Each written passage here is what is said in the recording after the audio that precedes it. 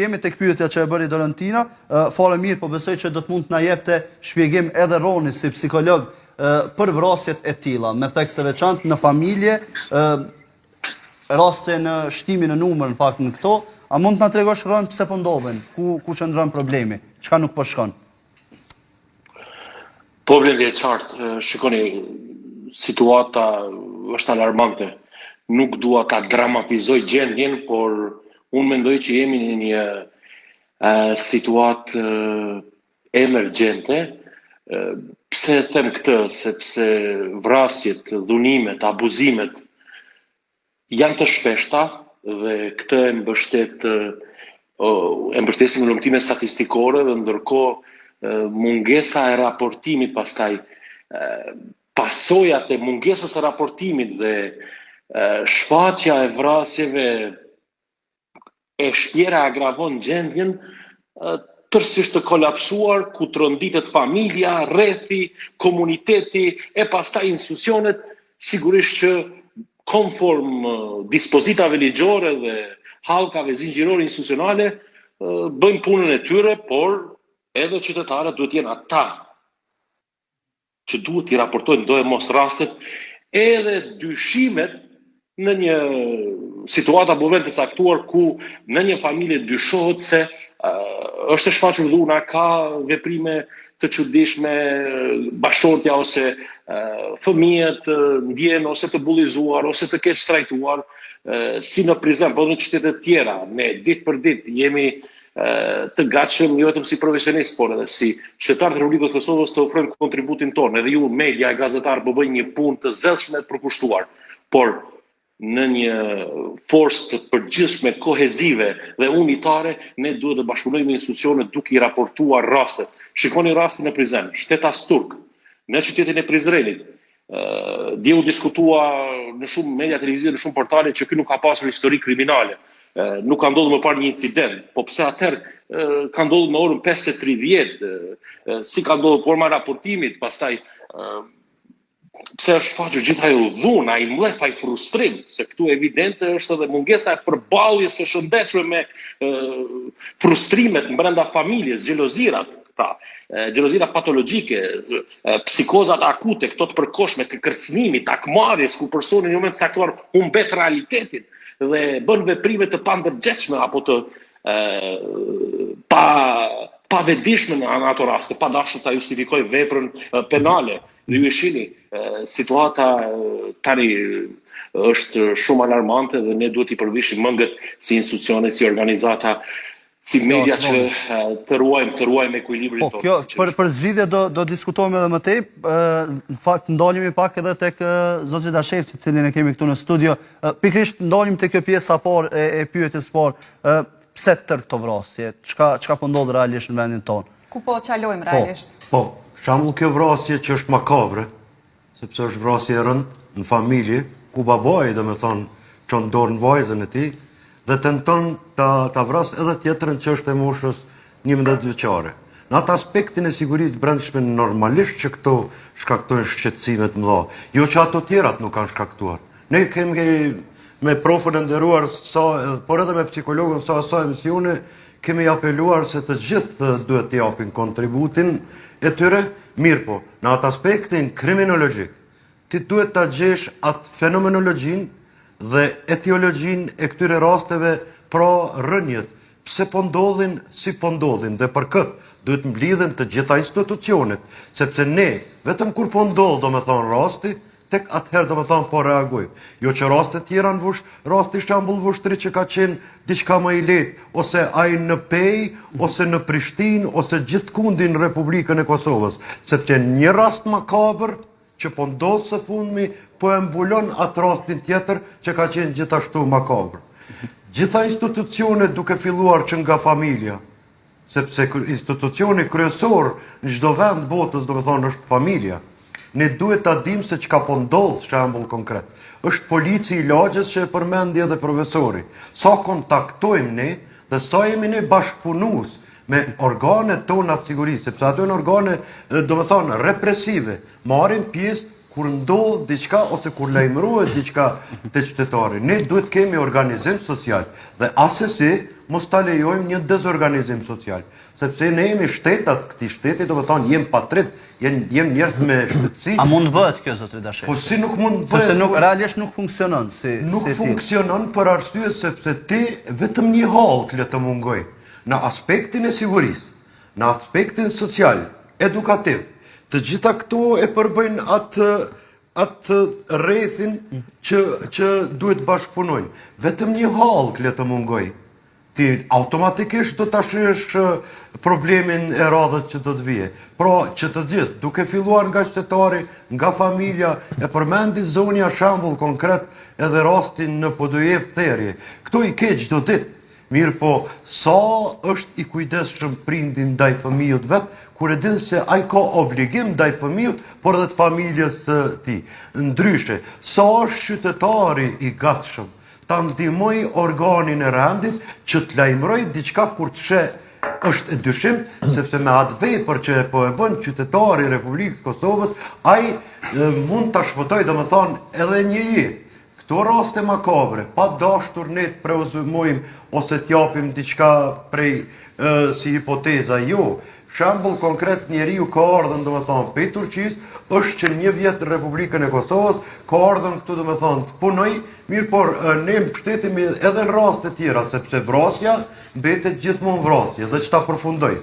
Askush nga ne nuk aludon që vrasjet do të ndalen, sepse vrasjet kanë filluar qysh prej fillimit njerëzimit dhe do të ketë gjithmonë. Mirë po, a mund t'i bëjmë... Dhe janë të paparashikueshme. Po, a mund t'i parandalojmë, a mund të kemi preventiv dhe a mund ta zbresim rënjën e vrasjes, gjithsesi se po, sepse qytetari duhet kontribuoj. Institucionet tjera që i përmendat të tjerës dhe mos t'i përsëris, krejt këto duhet të qohen në këmbë, sepse shqetësimi gjithmonë ka me mbet shqetësim dhe vrasja makabre ka me mbet gjithmonë vrasje makabre. Zotëri Morina, a kemi mjaftuar mekanizma mbrojtës për të evitur rastet e tilla? Po ne besoj se kemi mekanizma mjaftueshëm, edhe pse vazhdimisht ta mekanizma duhet të specializohen, profesionalizohen, kohën moderne, të përshtaten rrethana rrjedha të rëndësishme. Na kemi edhe strategji dhe ligje shumë mira, pozitive, pro-perëndimore, pro-evropiane. Mirë po, sa do i mirë tjetë nëse nuk zbatohet në praktikë. Prandaj duhet të shkohet nga ajo, jo vetëm të kemi ligje të mira, strategji të bukura, të lidhura me Evropën, me pro-evropianët, po t'i përshtaten rrjedhave mentalitetit tonë. Do thotë ende si sa dhe psikologu më herët, ende vedia e jone familjes nuk është në nivelin e duhur. Në momentin kur shetin një antar të familjes se nuk është në rregull, ose sillet e tij janë devijojnë, me njëherë të kontaktohet psikologu, pedagogu, shëndeti atje, shtëpia e shëndetit, pastaj policia të kontaktohet, edhe institucionet tjera edukative, shkolla, se si ka sillet në shkollë, edhe në tërësi të përcillet personat e tillë nga familja mas pari, pastaj nga shkolla, edhe të jetë ajo ndërlidha që tha Beni, hallka zinxhirore e tërësishme, e shtet, institucione, psikologu, pedagogu, arsimi, shëndetësia, gjitha këto janë hallka në veti që janë ndërlidhura njëra me tjetrën. Roni deshtet ndërlidhesh diçka me... Po besoj që... Merreni me mend. Edhe njëherë, ishe duke thënë? Po, tani apo dëgjon? Po. Merreni me mend, nuk e di sa do të pajtoheni, por kjo pasiguri kolektive e shoqërisë, a ka një ndërlidhje të ngushtë me politikbërjen amatoreske të Kosovës, apo Republikës Kosovës, konkretisht, parlamentit që prej 12-13 herë dështon në konstituimin e kuvendit. Dhe çfarë prisni, kur qytetarët shohin këtë katraur politike, që akoma ne nuk po i formojmë institucionet, nuk po i konstituojmë kuvendin, nuk kemi një gjendje të procedojmë gjitha këto situata, dhe ne hasim në blokada të cilat ndikojnë, do e mos në gjendjen tonë psikologjike e sociale. Nuk dua të mbaj qëndrime oponente ose politike, por unë mendoj që edhe një faktor tjetër që e bën shtetin apo vendin të vuaj apo të lëngoj nga një pasiguri kolektive është politikbërja jo e shëndosh. Ose politikbërja ta themi më butë, politikbërja pasive. Nga politikbërja mund të arrijë deri tek këto vrasje? Jo blendi drejt për drejt të vrasjet, por të këto gjendjet psikologjike të pasigurta të njerëzve që kur shohin se shteti nuk po i konsiton akoma kuvendin dhe po lëngon nga ky proces, çfarë do mendoj një qytetar? Ja shikoni këta politikanë, nuk bëjnë asgjë për ne. Nuk gjejmë dot mbështetje tek ata. I kemi votuar. Çfarë të bëjmë? E këto çfarë prodhojnë këto ankesa dhe këto situata që e shisin qytetarin në mosbesim, në pasiguri. Prandaj unë mendoj që po të realizohet një ulëmtim ose duhet të realizohet një ulëmtim, që a ka impakt politik bërja pasive në Kosovë në gjendjen e përgjithshme psikologjike të qytetarëve në Republikën e Kosovës në këtë situatë ku ndodhemi. Jemi në blokadë apo jo? Vetëm mos më thoni që nuk jemi në blokadë. Dhe kjo, a mund ta cenzuroj institucionet, a mund t'i cenzuroj institucionet ose vullnetin ton politik e qytetar për të ndërmarrë masa dhe për të shtuar besimin tek institucionet? Ma thoni këtë. E qartë Froni. Me qenë se jemi duke folur për këtë, Zotri Morina, sa po i kontribon kjo bllokimi, se e përmendëm edhe në pjesën e parë që janë shumë gjëra që kanë mbetur në gjysmë, çmimet kanë fluturuar dhe gjithçka tjetër dhe të gjitha këto sigurisht që ndikojnë në jetën e qytetarit. Po, shqyrë njëri ndër elementet që tha dhe Roni, unë pajtuam plotësisht, është edhe mos konstruimi politik i vendit, një qëndres ose një stabilitet politik i vendit. Mos stabiliteti politik i vendit sjell edhe mos stabilitet ekonomik të vendit. Edhe në tërësi të vetdijes njerëzve. Për arsye se ne, për shembull, parlamenti jonë vend që të merret tani me punësimin e gjenatave të reja, me shkollimin e tyre, me edukimin e tyre e tjera, ne si qytetarë duhet më marrë me parlamentin, kur po themelohet, kur jo. Ose forëzojmë institucionet e Kosovës. Një disa komisione në parlamentin e Kosovës që e kontrollojnë AKI-n, policinë e Kosovës, edhe forcën e sigurisë së ushtrisë e Kosovës. Ato nuk ekzistojnë, derisa nuk ka parlament, nuk ekzistojnë. Ato janë ato që e kontrollojnë si komisione dhe premtarinë punën prej drejtuarit policisë deri në fund. Çfarë premtarie, vrejtjet, sugjerimet, gjitha ato, komision parlamentar, që dini që formohet vazhdimisht. Ai tash për momentin se është i formuar parlamenti nuk ekziston. Gjithashtu edhe te AKI-ja. Tjerët në bashkëbisedim komisioni, AKI problemet që paraqiten e tjera, AKI ndërlidhja atyre e tjera, gjithashtu me ushtrinë, e gjitha. Do thotë, një ndër elementet, përpos elementeve që i përmendëm është edhe kjo. Përveç faktorëve social, është edhe kjo. Faktore social, shëndetësor, edukativ, edhe faktore tash na u ka shtuar edhe kjo. Në vend që na të letuhemi për këtyre gjërave, edhe si institucione, edhe si individ, edhe si familje, na randohemi në familjet tona me këto. Prandaj duhet ketë kujdes. Institucionet tona formohen për qytetarët, për mi ndihmu qytetarëve, për mi punësu të rritë, gjenatat e reja, me hap vendet të punës, me hap fusha sportive, në mënyrë që atë forcë, atë fuqi që e kanë gjenatat e reja, ta kanë ku e shfrytëzojnë. Jo, vetëm brenda rrethit familjar. Ai tani detyrohet më marrë me familje, me kujshit e vetë, e tjera tjera. Megjithatë, më fal Blend, Zotri Dashevci, është edhe mënyra e dënimeve dhe ndoshta jo të duhura dhe jo të larta për gjitha vrasjet që ndodhet dhe gjithçka që ndodh që çan deri këto? Po, paraprakisht më lejo të pajtohem domethënë me Ronin edhe me mikun nën kolonelin, sepse kjo qëndron. Kur nuk keti ekonomi, kur nuk keti institucione, të cilat janë bartëse të këtyre gjërave, atëherë automatikisht domethënë shkakton edhe shqetësim dhe të sjellën një pasiguri, sepse nuk ke të ardhura. Vetëm ta cek shembull konkret se sa ndikon kjo. Nëse ti nuk e konstituon atë parlament që po ta kërkojnë qytetarët e Republikës Kosovës, ne duhet ta shiqojmë pak edhe bëhen se a kemi ne llogarit i humbim atë grant prej Bashkimit Evropian që është 820 milion euro. Po e them këtë dhe nuk dua të përzihem në atë aspekt, por e kam një master atje në integrime evropiane dhe e di se si shkojnë domethënë këto punë. Pra, qytetari i Republikës Kosovës kur nuk e ka atë grant të shumë pritur, plus në sankcione, atëherë vije padyshim se ti duhet pajtohesh domethënë edhe me Ronin, por edhe me nën kolonelin. Kurse këtu në aspektin gjyqësor që po i përmend, ka dalë domethënë gjykata edhe para 2 ditë ku ka thënë se lëndët janë tepër të ngarkuara dhe përmisin 1600 ose 700, mos më mbani tash për fjalë për numër, ku edhe janë parashkruar.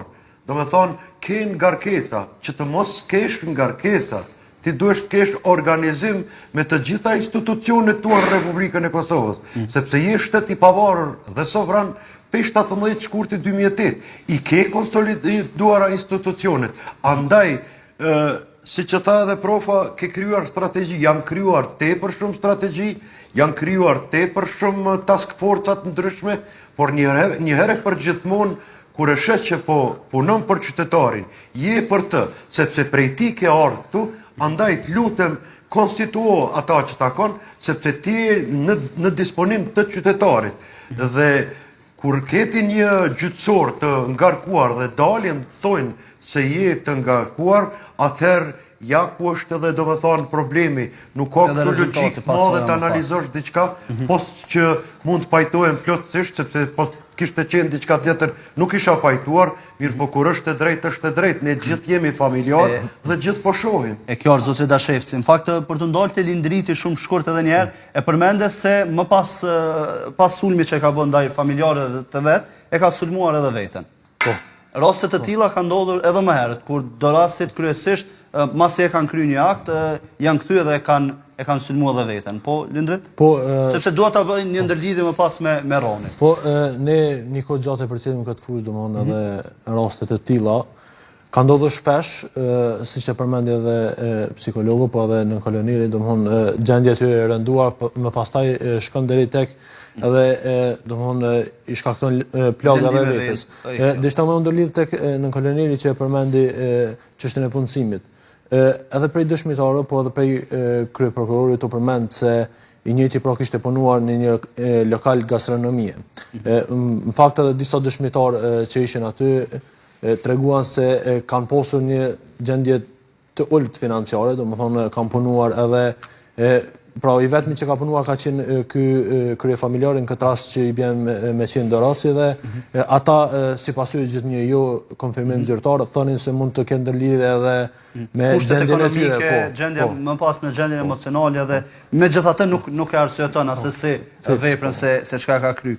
Ajo çka desha ta bëj ndërlidhjen Roni është se gjithmonë në raste të tilla raportohet se pasi sulmojnë antarët e tyre të familjes, rikthehen edhe e sulmojnë më pas veten ose tentojnë ta lëndojnë ose japin fund jetës së tyre. Pse ndodh Roni kjo? Cila është gjendja emocionale që mundet me kalu një person qysh prej momentit se e kryen aktin deri më pas? Problemi mund të jenë 3 forma që e nxisin këtë veprim.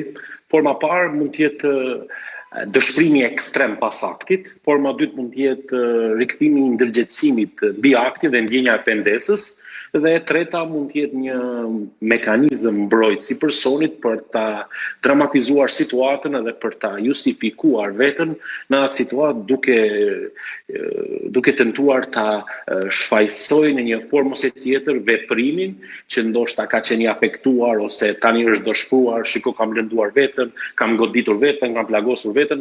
Pra janë këto 3 forma të gërshetuara që mund ta nxisin një veprim të tillë e që shumë mirë tha eksperti i sigurisë dhe të ftuarit aty që me patjetër do duhet një ekzaminim i detajuar psikiatrik e forenzik mbi personin për të kuptuar se a kemi të bëjmë edhe me probleme të natyrës mendore, si ai çrregullimi të personalitetit antisocial apo psikozave akute ose kronike, çrregullimeve deluzionale, edhe një sër çrregullimesh tjera që mund ta nxisin këtë veprim kanë tipore, kanë diçka të ndryshe, persona të tillë japin shenja se janë pra një vendimi të tillë, të marrin një vendim të tillë. Ka diçka që munde me u vrejt paraprakisht? Gjithçka varet nga procesi i hetimit brenda divizioneve të prokurorisë dhe prokurorit të rastit, por njëkohësisht edhe hetuesve që janë kompetent e të cilët e ekzaminojnë gjithë procesin. Dhe pastaj inicohet një procedurë ekzaminimit të tillë nga divizioni i gjykatës dhe gjitha proceset tjera juridike që janë të ndërlidhura me rastin. Por një veprim i tillë në orën 5:30 në mëngjes për të lënduar e vrar vajzën, e për dëmtuar bashkëshortën e vajzën tjetër, kjo sigurisht që është simptomatologjike, por kjo nuk do të thotë që justifikon veprimin apo personin se ka qenë me probleme ose është me probleme dhe kaq. Nuk cilësohet vepër penale, vjen nga një gjendje lënguare apo e sëmurë mendore, jo. Gjithçka pra varet nga procesi hetues i gjithë rastit.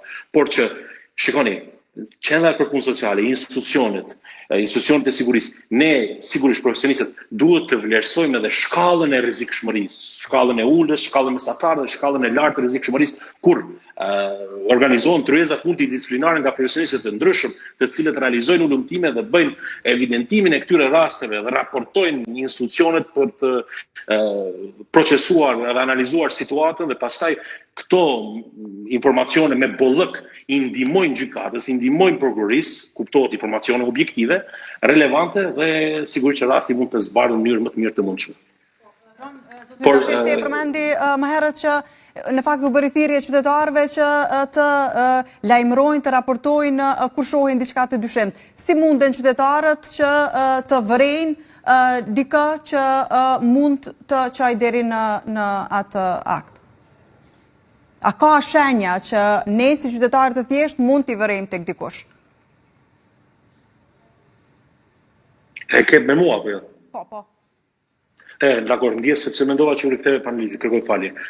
Sigurisht që dyshimet e qytetarëve, njerëzit që shohin se një familje po dëgjohet zhurmë, pritma, ka përplasje, thyrje gjësendesh, shohim që fëmijët mund dalin të friksuar ose ankth ndjellin frikë tek persona të tjerë, ne sigurisht që duhet të ndërmarrim masa për të kuptuar që komshiu ynë në çfarë situata është. A është apo s'është private, ne jemi qytetarë të Republikës së Kosovës dhe duhet të bashkëpunojmë me njëri tjetrin, duhet të ndihmojmë njëri tjetrin dhe jo të shmarrëmi apo të ignorojmë proceset.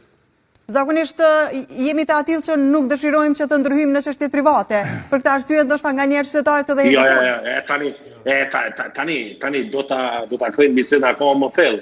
Kjo i bie që nuk na interesojnë gjërat private, por na interesojnë sa lugë ke në shtëpi, po.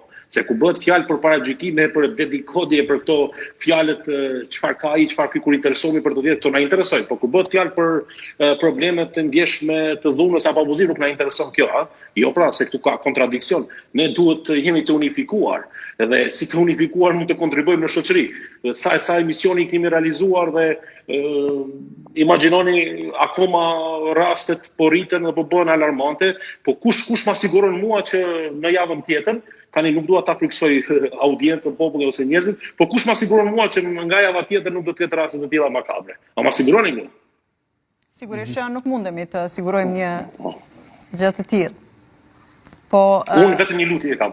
Shpresoj, mund ta them, nuk e them këtë për motive virale, por shpresoj fillimisht, edhe njerë për i kthejmë politikë të përfundojnë shkëmbimet e letrave romantike në thonjza në mes të liderëve politikë se na lodhen me këto shkëmbime, e shpresoj shumë dhe fuqishëm që institucionet të forcohen, të formohen dhe ne si qytetar ti adresojmë shqetësimet tona deputetëve që i kemi votuar për pacuesit tanë, të cilët i iniciojnë projekt ligjet apo propozimet tona dhe na ofrojnë ne gatishmërinë për mbështetjen në gjithë përfshirësitë sociale. Kjo është ajo që më shqetëson. Po, Ron, mund të jetë edhe kjo që nuk e kemi akoma një kulturë të atill që për çfarë do ngarkesë emocionale ose diçka që kemi të vizitojmë psikologun? Që them vetë një gjë, ka filluar të thyet akulli, të thyet tabuja, njerëzit kanë filluar të vëdjesohen dhe po ta kuptojnë që rrëfimet e hallëve dhe shqetësimeve e përgjysmojnë problemin, e përgjysmojnë simptomën apo shqetësimin, pra të rrëfesh një hall apo një shqetësim, dije që gjysmën e problemit e ke zgjidhur, pastaj gjysmën tjetër e ke në procedurë reciproke mes hallkave të një procesi të mirëfillt terapeutike profesional dhe patjetër ndihma e psikologut, por jo vetëm e psikologut, e punonjësit social, e sociologut, e pedagogut, e ekspertëve të sigurisë, sikur ata ekspertë që i keni në studio që janë jashtëzakonisht të vullnetshëm, i njoh personalisht dhe kanë bërë një punë jashtëzakonisht të vyer, ju gazetarë, si moderatore, Bleni të cilën e njoh që është super gazetar profesional, të gjithë ne duhet i përvishim mend dhe mund të kontribuojmë në shoqëri. Prandaj unë jam jashtëzakonisht optimist se ne mund të kontribuojmë, por kush do të na vlerësoj? Kështu pyetja. Kjo Ron, në fakt po diskutojmë për këtë pjesën e shkaktarëve, të cilën do rikthehemi sërish tek ju për ta trajtuar, ndërsa në esencë përmendëm qysh prej fillimit edhe atë se çka shteti do të mund të bënte për të parandaluar deri diku këtë. Nëse marrim parasysh ato se çka mund të bëjë shteti, sa janë të gatshëm ndoshta edhe qytetarët bashkëpunojnë, sepse shpeshherë kemi pas raste ku po ndalimet kryesisht dhuna ka të bëjë me tek gratë, e shkaktuar nga burrat, më pas janë në një presion nga familja, hezitojnë me denoncu rastin, ose ka raste kur denoncojnë e më pas e tërheqin. Sa janë qytetarët të gatshëm për të bashkëpunuar në përgjithësi? Po në bazë të raportimeve qytetarëve, edhe në bazë të rritjes numrit, njëri ndër aspektet është se është një bashkëpunim i mirë i qytetarëve me policinë e Kosovës. Për arsye se ky numër, rritja e numrit dhunës të familje, është edhe si rezultat i lajmërimit. Dhe sa përpara nuk janë lajmëruar raste të tilla, janë mbajtur të fshehura. Tani do thotë e kemi një vetdije më të lartë qytetarëve të familjeve dhe lajmërohen për raste të tilla. Jo vetëm për raste të tilla. Lindriti që ka raportuar shpesh për vrasjet, jo vetëm në Prizren, po edhe në Prizaj, rastet në ushtërria, në raste të tjera, dhe shpesh nga raportimet e gazetarëve është dhe vërejtë se ekziston një numër i madh i armëve në durët e njerëzve, qytetarëve. Unë mora një statistikë nga Policia e Kosovës në vitin 2025, dikun 235 armë ilegali janë konfiskuar nga policia. 2998 fyshek janë konfiskuar. Do thotë është një punë e mirë e policisë, po kjo punë nuk është veç e policisë. Kjo është e një bashkëpunimi të qytetarëve me policinë e Kosovës. Prandaj Policia e Kosovës, as institucion shtetërore, asgjë s'mund të bëjnë të vetme pa ndihmën edhe të qytetarëve, edhe të mediave, edhe të institucioneve tjera shkollore, edhe pedagogjike, psikologjike atje, Ministrit të Arsimit, duhet të jetë një konglomerat i ndërlidhjes mes tyre. Për arsye se strategjia e punës, si për drogën, si për dhunë familje, si për strategji tjera që i kemi, të gjitha këto janë në bazë e mirë që këto institucione brenda strategjive të bashkëpunojnë mes veti. Një mungesë e hallkës së tillë mos bashkëpunimit, atëherë suksesi do të jetë minimal. Meqense se po flasim për raste të tilla, një informacion i fundit është se ka ndodhur një vrasje në tentativë në Strellës së Epërm të Deçanit, dhe për të na dhënë më shumë detaje rreth kësaj në lidhje direkte kemi Doresa Gecin. Doresa, përshëndetje. Përshëndetje Doresa. Po, përshëndetje Dori edhe për juve në studio. I lajmërohemi këtu drejt për drejt nga fshati Strellësi Epërm, më saktësisht në sheshin Ismet Ukaj, ku mëngjesin e sotëm ka ndodhur një përleshje mes dy grupeve. Zënka ka nisur në një lokal këtu në fshatin Strellës dhe për dy grupe pra cilat ishin përleshur mes veti, ka ndalur jashtë dhe një person i cili dyshohet që me veturën e tij ka goditur dy persona të tjerë. Këtë e ka bërë të ditur për TV1 pra zëdhënësi i policisë e Kosovës për rajonin e Peje, zotri Fadil Gashi, i cili ka thënë se dy persona janë lënduar dhe të njëjtit janë dërguar në spitalin rajonal në Pejë. Ata faktikisht kanë marrë vetëm lëndime të lehta. Ne kemi provuar të kontaktojmë edhe me spitalin e Pejës, por deri me tani nuk kemi marrë ndonjë përgjigje nga ata se si është gjendja faktikisht e dy personave të lënduar. Këtu pra në këtë shesh, siç mund të shihni në pamje, cilat mund të sjellë Tonin Feza, ka mbetur edhe disa pjesë të automjetit, i cili pra ka goditur dy personat. Në vend të ngjarjes, gjithashtu ka dalur edhe prokuroria themelore e Pejës, të cilët e kanë cilësuar rastin si vrasje në tentativë. Ne kujtojmë që edhe javën e parë, pikërisht këtu në fshatin Strellës të Deçanit, ishte plagosur një person rreth moshës 40 vjeçare. Ne do të vazhdojmë të qëndrojmë këtu në fshatin Strellës për të sjellur detaje të tjera në kronikën të cilën do ta realizojmë për lajmet qendrore në orën 8. Nëse nuk keni ndonjë pyetje, atëherë linja është për ju në studio. Doresa, të falenderoj për këtë lidhje direkte dhe për detajet nga ky rast në Strellën së Epërm. Si e shihni, pra derisa ne po bisedojmë për raste të tilla, një rast vetë se ndodhi në Strellën së Epërm.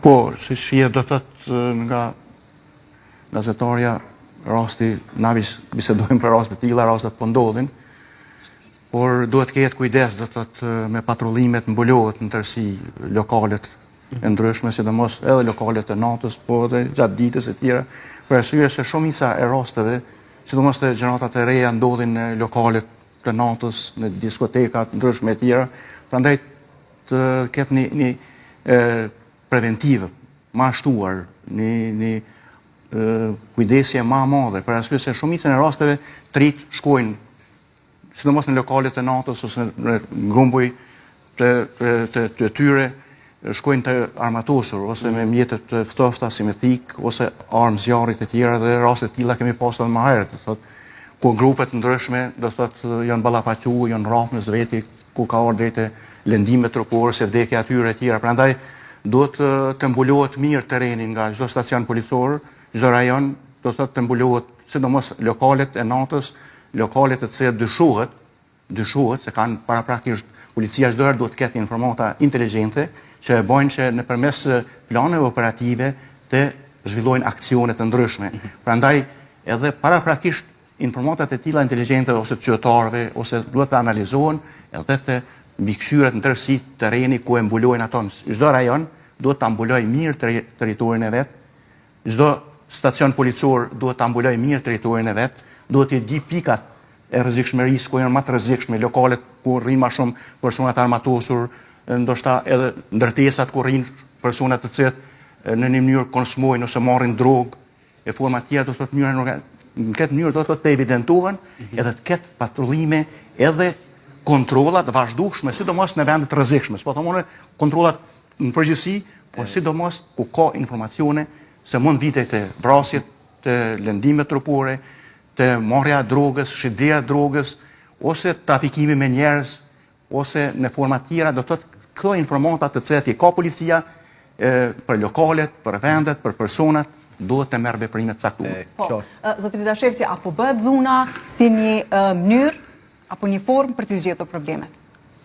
Po, në kohë të fundit dhuna po përdoret si mjet për me zgjidh problemet, duke pas parasysh që ne po jetojmë domethënë në Ballkan, jem shqiptar, jem edhe gjak nxet pak mes vete, po saqërisht ajo fjala e fundit po vije e para.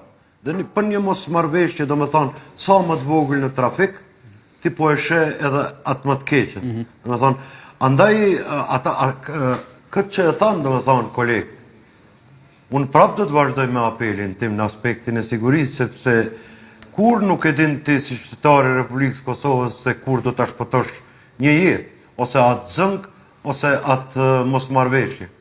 Për mos me ardhur deri te mosmarrveshja mes qytetarëve, në këtë shembull konkret, edhe në trafik. Patrullo edhe me policë civil, pse jo? Patrullo me policë civil.